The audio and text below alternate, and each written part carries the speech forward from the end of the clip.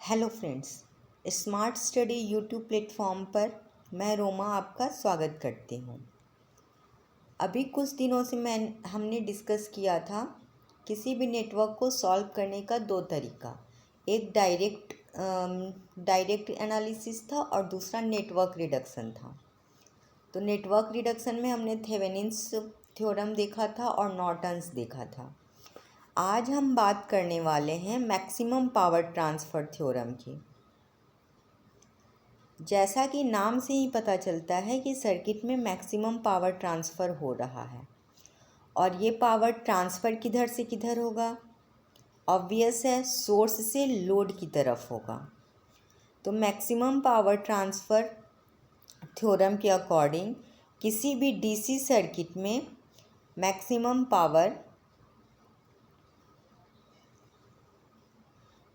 तब ट्रांसफ़र होता है जब लोड का रेजिस्टेंस सोर्स के इंटरनल रेजिस्टेंस के बराबर होता है। और ये इंटरनल रेजिस्टेंस कैसे निकालेंगे? तो लोड टर्मिनल की ओर से निकालेंगे, जबकि लोड टर्मिनल रिमूव्ड होगा और सारे ईएमएफ सोर्सेस को उनके इंटरनल रेजिस्टेंस से रिप्लेस कर देंगे। क्लियर? ये देखिए, ये एक सिंपल सा सर्किट है जिसमें एक वोल्टेज सोर्स लगा हुआ है। इसका इंटरनल रेजिस्टेंस RI है जो सीरीज में कनेक्टेड है और ये सर्किट एक थेवेनिन्स सर्किट की तरह काम कर रहा है और यहाँ पर लोड लगा हुआ है। इस वोल्टेज सोर्स से लोड की तरफ करंट पास हो रहा है।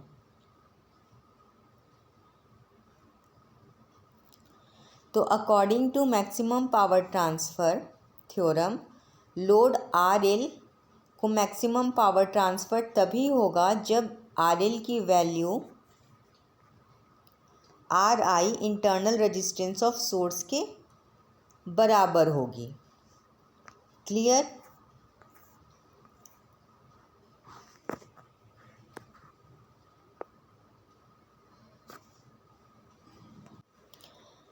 तो आइए इस थ्योरम को हम प्रूफ करके देखते हैं कि क्या ये सही है एजम्पशन या गलत है। तो हम स्टार्ट करते हैं कि सर्किट का करंट कितना फ्लो होगा। तो ओम्स लॉ के अकॉर्डिंग करंट का सर्किट अगर I लेते हैं तो वो हो जाएगा I = V/R। और R यहाँ पर क्या है? दोनों सीरीज कनेक्टेड है तो RL + RI। क्लियर? और पावर डिलीवर्ड इक्वल टू क्या होता है? I² RL। और I की वैल्यू कितनी है? V/RL + RI। अब इसको यहाँ अगर पुट कर देते हैं तो क्या हो जाएगा? V² RL + RI² × RL। अब हम यहाँ क्या देख रहे हैं कि V की वैल्यू तो हमें मालूम है तो वो कांस्टेंट हुई, RI की वैल्यू भी हमें मालूम है तो वो भी कांस्टेंट हुई। तो अब इस पूरे इक्वेशन को जो पावर डिलीवर हो रहा है लोड का, वो किस पे डिपेंड करेगा? वो सिर्फ RL पे डिपेंड करेगा, रोड रेजिस्टेंस पे। तो इस इक्वेशन को हम RL के रिस्पेक्ट में डिफ्रेंशिएट कर देंगे और उसको 0 से इक्वेट कर देंगे। क्लियर? तो इक्वेट करने के बाद कुछ इस तरह का इक्वेशन आएगा, RL + RI² - 2RL + RI = 0। और जब इसे सॉल्व करेंगे तो आएगा RL + RI × RI - RL = 0। ठीक है।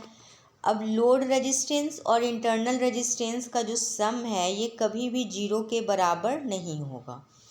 तो इसका मतलब ये जो टर्म है ये 0 के बराबर होगा। तो अब इस टर्म को हम 0 के बराबर करते हैं तो हमें क्या मिलेगा? RI - RL = 0। मतलब R L equal to R I. तो यहाँ हम क्या देख लें कि लोड रेजिस्टेंस जो है वो इंटरनल रेजिस्टेंस ऑफ सोर्स के बराबर हो गया मैक्सिमम पावर के लिए। क्लियर? इसका मतलब जो थ्योरम है वो 100% सही है। अब हम आते हैं कुछ इम्पॉर्टेंट पॉइंट्स की तरफ कि मैक्सिमम पावर जब ट्रांसफ़र होता है तो सर्किट में क्या क्या चेंजिंग हो सकते हैं। तो जब भी मैक्सिमम पावर ट्रांसफ़र होता है सर्किट में तो सर्किट की इफ़िशियंसी 50% होती है। इफ़िशियंसी को हम ईटा से डिनोट करते हैं और इफ़िशियंसी बराबर क्या होता है, output power by input power. ठीक है।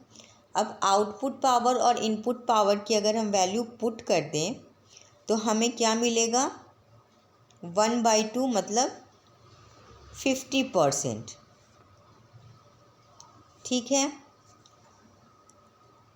इस कंडीशन में जो लोड वोल्टेज होगा, ओपन सर्किटेड वोल्टेज, वो भी हाफ होगा। मतलब जो लोड वोल्टेज होगा वो सप्लाई वोल्टेज के हाफ होगा। और अब अगर बात करें कि मैक्सिमम पावर तो ट्रांसफ़र हुई लेकिन उस पावर की वैल्यू क्या होगी, तो वो होगी V² बाई 4RL। यहाँ RL क्या है, RL लोड रेजिस्टेंस है। ठीक है। तो मैक्सिमम पावर का क्या हो गया, V² बाई 4RL। यहाँ तक क्लियर? इफ़िशियंसी हाफ हो गई, ओपन सर्किटेड वोल्टेज हाफ हो गया और मैक्सिमम पावर की वैल्यू हो गई V² बाई 4RL। क्लियर यहाँ तक? अब एक क्वेश्चन है कि two identical cell connected in series deliver a maximum power of 1 watt to resistance of 4 ohm। Then what is the internal resistance of EMF of each cell. मतलब दो identical cell लगे हुए हैं और इनका एक रेजिस्टेंस लगा हुआ है RL, और RL की वैल्यू कितनी दी हुई है, 4 ओम। आइडेंटिकल है तो इसकी E और R की वैल्यू, इंटरनल रेजिस्टेंस अगर R ले रहे हैं तो इसकी भी सप्लाई E होगी और इंटरनल रेजिस्टेंस R हो जाएगा। और मैक्सिमम पावर ट्रांसफ़र कितना दिया हुआ है, तो 1 वाट दिया हुआ है। तो यहाँ पर हमें E और R की वैल्यू निकालनी है। तो सबसे पहले हम क्या देख रहे हैं कि ये जो R है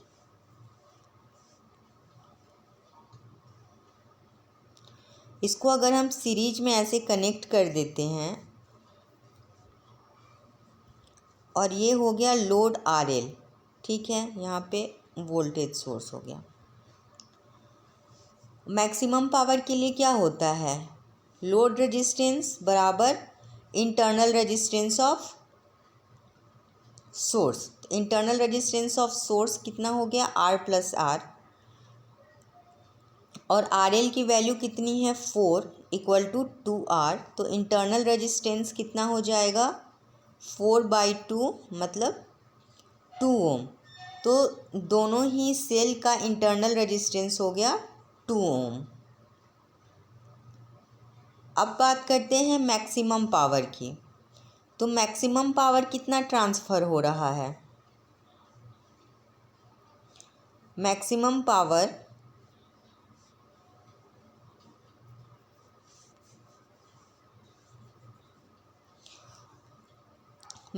पावर ट्रांसफ़र का फॉर्मूला क्या होता है, V² बाई 4RL। और यहाँ V की वैल्यू कितनी है, तो E एंड E मतलब 2E। तो 2E का अगर हम स्क्वायर करते हैं बाई 4 इंटू RL की वैल्यू 4 दी हुई है और मैक्सिमम पावर की भी वैल्यू दी हुई है कि ये 1 वाट है। अब इसे सॉल्व करते हैं हम तो ये 16 इधर चला जाएगा तो क्या हो जाएगा 4e² इक्वल टू 16 4 4 तो e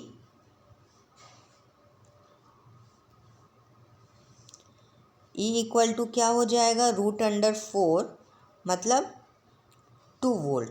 तो जो दो सेल लगे हुए हैं उसमें ईएमएफ की वैल्यू हो गई 2 वोल्ट और इंटरनल रेजिस्टेंस की वैल्यू भी हो गई 2 ओम। क्लियर? तो हमें जो भी फॉर्मूला पता है और इम्पॉर्टेंट पॉइंट्स पता है वो सारे हम फैक्ट्स लगाकर किसी भी सर्किट में maximum power, supply voltage, load resistance, internal resistance कोई भी चीज़ हम निकाल सकते हैं जब अदर 3 दिया हुआ होगा। क्लियर है?